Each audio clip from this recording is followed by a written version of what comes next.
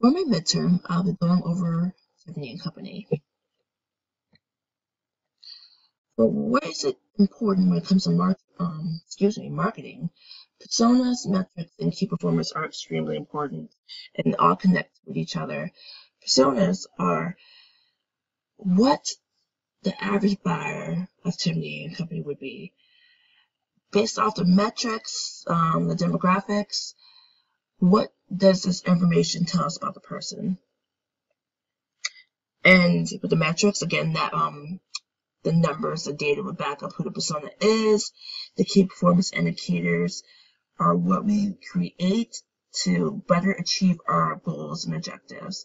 Our goals are to market and sell to the persona, and we will base our key performance indicators off of metrics. If sales are low, the numbers are low, then it's likely that our key performance indicator should be the numbers of sales, the amount per purchase, just something dealing with sales.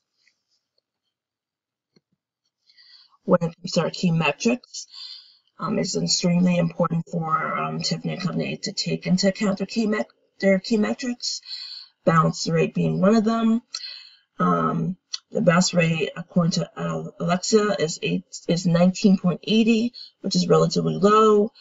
Time spent on the website is a little over 5 minutes, which is really which is a good time. But these are really important because with Tiffany & Company, being that their goal is to sell products, a high bounce rate would be bad for the company, meaning that someone just coming to the site on one page and leaving. If someone's coming for that short amount of time, then or just coming onto one site and not going anywhere else, then they are not buying anything. There are some multiple steps to go through the checkout, and they're just not buying anything. Time spent, the longer time they spend on the site, the more likely they are going to buy something. And keywords, it's just good for the company to know what keywords are being used to bring their buyers to their sites. Key performance indicators are important due to Tiffany & Company's goal being to sell the product. All of them will be sales-based, including incomplete checkouts, which could be related to just the customer not reaching the checkout page. So it will relate to the exiting page, meaning that the person at some point just got tired of the site, decided they didn't want to come to the site, didn't want to be on the site anymore, and they just exited out. Size of orders, the bigger the size of orders, the better.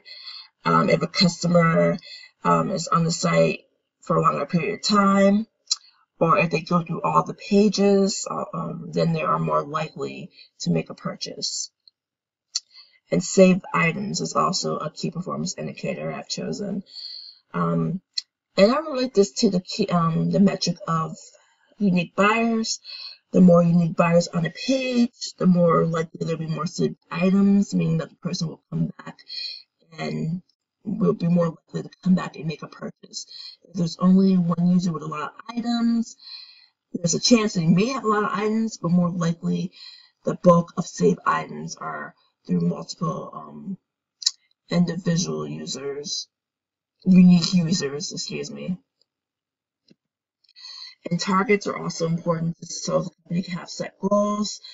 For Tiffany, for example, it could be based off the amount per purchase, the bounce rate, making sure that the bounce rate stays below a certain percentage, so more people are traveling and being active through the site, and also just getting up the percentage of people who are signed up for email alerts and who are also active on their social media accounts. As far as the persona for Tiffany, given the information of Alexa, it is likely that it is a college-educated woman who is employed. As far as the journey of the persona, being that Google is the main website or the website that's most often used, the persona is likely to go on Google and use the keyword Tiffany. I'll give a short demonstration of what a journey would look like. Go back. All right, here's the first the homepage of Tiffany & Company. And so as you can see, there are multiple links that the persona can come onto, or the person. And we can go to jewelry.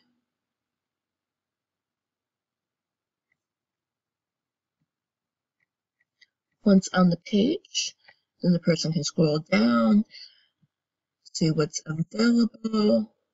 Most likely they will go to the new collection.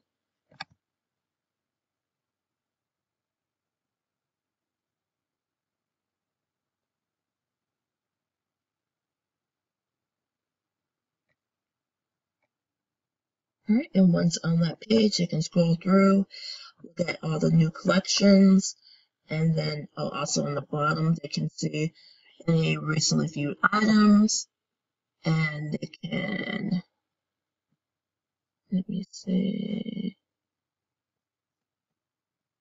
scroll back up, click on the item,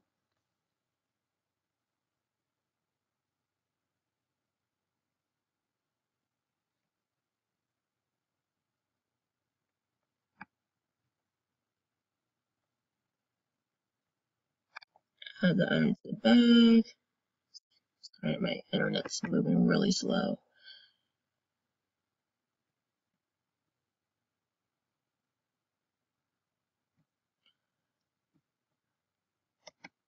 But to get the idea, they will just go through what's ever interesting to them. They can also go further down to the page and see multiple links of the different social media platforms that Tiffany has. And once they are finished with the site, they can either go to their shopping bag. To my page will go. All right, and once the person is to the checkout, again, they can either just like complete their purchase or simply just end their Tiffany journey right then and there, making this their exit page. As far as web analytics tools, I found Alexia to be the most useful of the three, being that it not only is it available to pretty much anyone, it also just provides a ton of information. Some you do have to pay for, but overall it does provide a really good amount of information through the dashboards, which I will show. All right, we are on Alexia's site, and again, has a lot of graphs and just key metrics such as the bounce rate, time spent on page, gives you the keywords that are often used, what sites are linking to Tiffany's, and just overall good overview of Tiffany & Co. and gives great demographics, which I had used to come up with the persona. As for cons, I can't really see any. The only thing is not all the information is added. There are some that you will have to sign up and pay for, but overall, I did get a lot of good information to come to the conclusion to come up with key performance and what the key performance indicators should be and what should be focused on. As far as the other two, with Google Analytics and Clickety Web Analytics, from what I could tell, they can be really useful tools, but unfortunately, unless you are with Tiffany & Company and have access to their web pages, you do not have access to these web tools. I tried looking for it online, but was not able to find any, I guess, Google Analytics alternative or Google or Clickety alternative where they have like the graphs off the sites. You have to actually have access to the Tiffany & Company's website.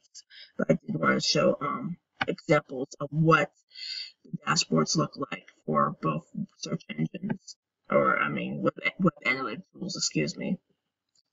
For Clickety, It definitely has a really informative dashboard. It shows you a graph of the visitors, the actions, average actions, total amount of time on site, average time per visit, bounce rate, goals, campaigns, uptime.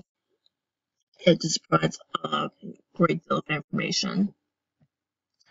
As for Google Analytics, and actually, excuse me, I should go back. Maybe that's better. So this is just again Clickety. As for Google Analytics, again with the dashboard, the site shows that the visits, page visits, bounce rate, page views, average time on site, map worldwide with the audiences, the browser, traffic sources, and it's overall a really good dashboard. I would choose this second after Alexia, but I do see where why Tiffany & Co. or any company would use Google Analytics. And these are some references that I had used for my presentation, but also not really want to go off. But in relations to web tools, or web analytic tools, I really do like the ones that are built in for sites.